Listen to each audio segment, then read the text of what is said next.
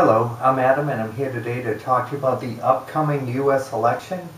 And I wanted to make a video specifically to talk about the stakes in this election because it's not a typical U.S. election.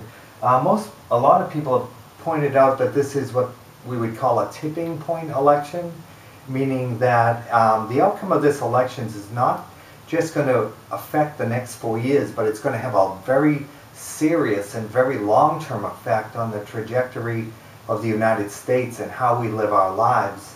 And basically, I wanted to talk a little bit about in more detail. Now, basically, the stakes of this election are very high because if we elect Barack Obama and continue with the policies and the type of government we're getting, things are going to be very different in the United States. We're reaching a tipping point in our nation where we're at the point of national bankruptcy. Right now, and for the last 4 years, we've been running deficits equal to 10% of our gross national product. Basically, 40% of everything the government spends is borrowed money. So ask yourself, how long could you survive if everything you were spending, 40% of it was borrowed money? You wouldn't last very long, and we won't either as a country. And they say the definition of insanity is doing the same thing over and over and expecting different results. That's not actually the definition of insanity, but it works here because we have not gotten an economic recovery at all, despite the massive so-called stimulus, the propping up of aggregate demand. The artificial propping up of aggregate demand does not lead to economic recovery. It never has and it never will. So I saw today a statistic under George Bush, 8 years of George Bush, and don't forget he inherited a tech bubble that was disintegrating, and also 9/11. Yet 8 years of George Bush, we averaged like 5.5% unemployment. 4 years of Barack Obama, it's averaged over 9%, and even that is a fake number. The real number is up near around 14 or 15%. But even the fake number is over 9% for 4 years, despite this massive stimulus where we've tripled the money supply. And we've almost doubled the national debt, $6 trillion. That's $64,000 for everyone in America that has a job. And despite this unbelievable amount of fake money coming into the economy, we still have not created any jobs. But now we're at the point where we cannot continue this. We are, I would say, within 12 months of disintegrating as a country, as all the socialist democracies are.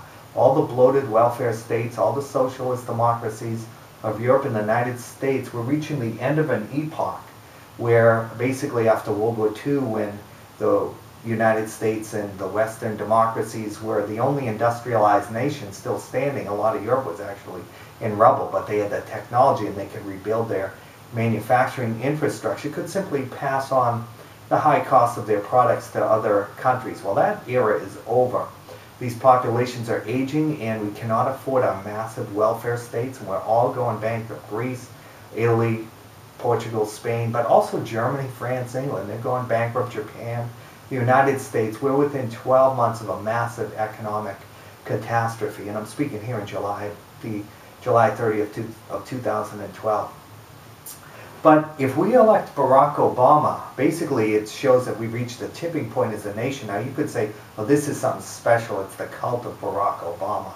It's the left-wing propaganda and the fake image of who Obama is and the cult of personality. Or you could say, okay, we reached a point where there are more takers in America than makers, as they say.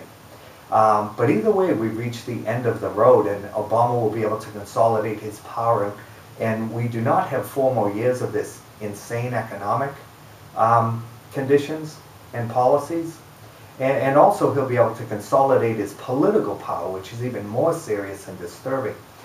So basically we're entering a period of national bankruptcy where many people today will lose their homes, lose their cars, not be able to feed their families.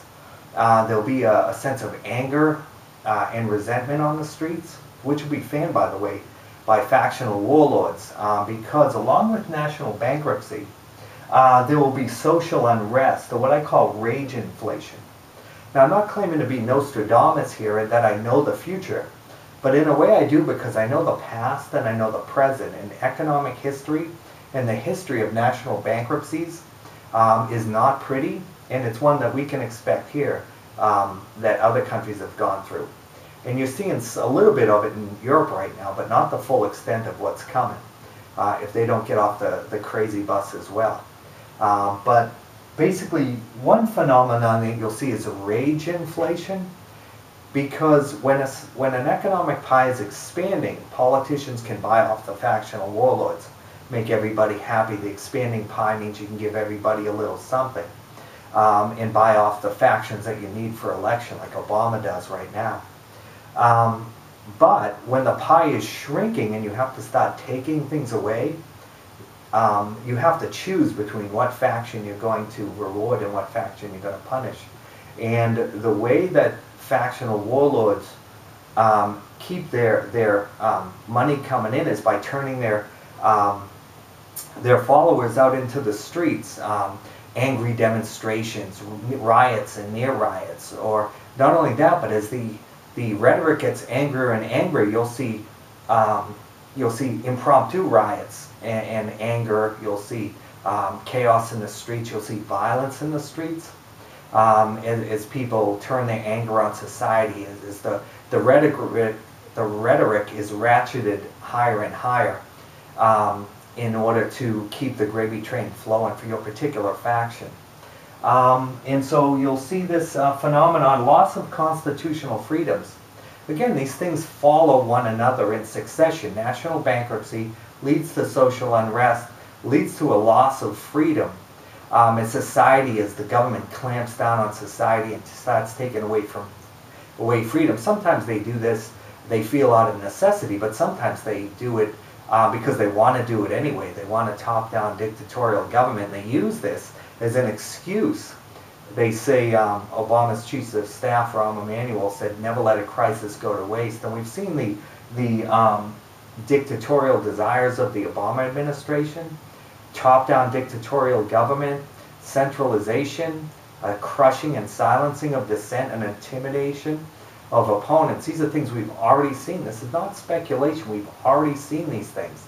And it will increase exponentially as national bankruptcy turns to social unrest, turns to a curtailing of our constitutional freedoms. And don't forget, Obama will very likely get to put a fifth and deciding member on the Supreme Court. And Americans don't appreciate the threat that the Constitution is under by the 4 left-wing judges because they're not in power, so they've been writing their agenda in their dissents.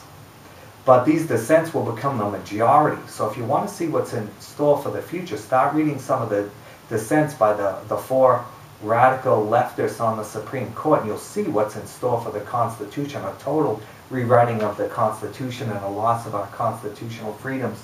Oppression and the silencing of dissent, we've already been seeing this in the Obama administration, where their friends are rewarded and their enemies are punished. And that's a word Obama actually uses.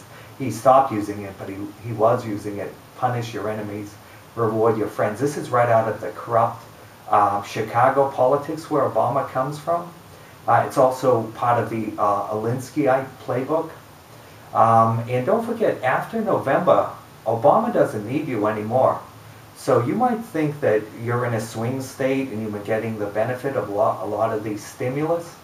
You might think, oh, I'm in a union, I'm in Ohio, I'm in Wisconsin. Things are a little better here because the government money has been pouring into your swing state to get your blue-collar vote. But after November, Obama doesn't need you anymore, so he's free. He'll be liberated to enact his true agenda and reward his real friends, which is not blue-collar voters in the Midwest. I can assure you of that. And also you have to remember that Obama will be emboldened if he wins election with such a dismal record, and he sees that he can win. The power of the cult of his personality and the left-wing propaganda is so dominant that he will basically be very emboldened to pursue his radical agenda on the United States. So a silencing of dissent, you're already seeing this. You've seen it in his first term a little bit, where basically the silencing of opposition, talk radio was one of his targets.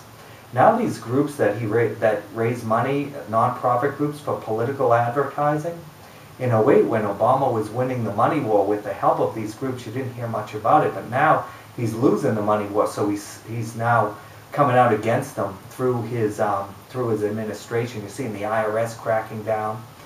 You're seeing threats to free speech again about talk radio, but you're always seeing the administration trying to intimidate the opposition by trying to gather names. Literally, they want names of people. They want to know who's contributing to the opposition so they can come down and intimidate you with the IRS, the Justice Department, all the other regulatory agencies. I remember the Health and Human Services, they said, we want names. We're collecting names of the opposition. And of course, that's a form of intimidation. It's a form of government corruption and even fascism, where you punish people with the government. The power of the government crushes political dissent. And don't forget that that you cannot have a true democracy without a vigorous and free dissent.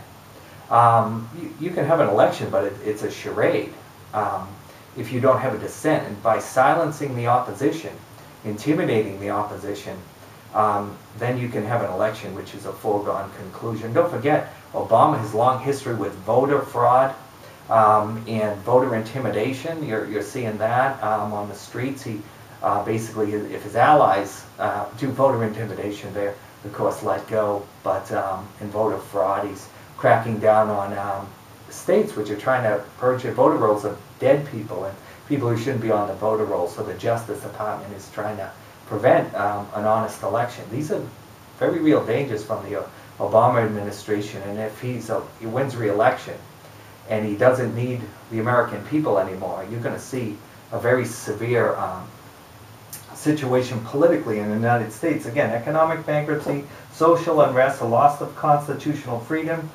oppression, silencing of dissent, government corruption, and fascism. Basically a one-party state. If you can silence the opposition, if you can consolidate power, in a way Obama hasn't been able to do thus far, but he will be able to do in a second term. And I wrote, if Obama wins, it's basically the end of an epoch, economically certainly, geopolitically, but politically in the United States as well, and socially. Our society will become extremely divided, extremely oppressive. And you don't have to take my word for it. Again, I'm not speculating. I'm pointing to things that we've already seen in the first term that we're going to see accelerate. Again, because the economy is going to go through very severe hard times where 16 trillion in debt with another 65 trillion already on the way, with massive tax increases scheduled for the end of the year. And don't expect Obama to try and save you from those if he wins re-elections. He would love to see all of the tax increases go through, and he'll simply blame the Republicans. So we'll go over the edge of the cliff, which again benefits Obama, the crisis. So, and I wrote, if Obama wins election, the die will be cast, and the country, a lot of this will be baked into the cake. We're going to go through it. We're going over the cliff, and it's going to be. I'm going to start making videos at that point. And let me say, I'm optimistic. I think Romney, even though he's within the margin of error, I think he will pull this out. I do think Americans are smart enough to get Obama out of office. Narrowly, I think he will lose. But if he doesn't, I'm going to start making videos on how you can save yourself. Even if you can't save the country, you can do a lot to save yourself and your family. Basically to separate yourself get off the crazy train as much as possible. Separate yourself economically, and also physically if you can from the larger society. Get some skills where you don't need a corporation or to make money. Get some tangible assets and move out of the cities if you can, or even get a passport. Move out of the country. You're going to see that things are going to get really ugly and terrible around here, and you want to separate yourself from it as much as possible. But I hope that's not about to happen. I'm cautiously optimistic, but I wanted to make this video to let people know the stakes involved. This election is not an election where we'll give Obama 4 more years, see if he does any better. If he doesn't, we'll have a new president in 2016. We are at the end of the rope. We do not have 4 more years of printing and borrowing money. we are within 12 months, in my opinion, before we go off the economic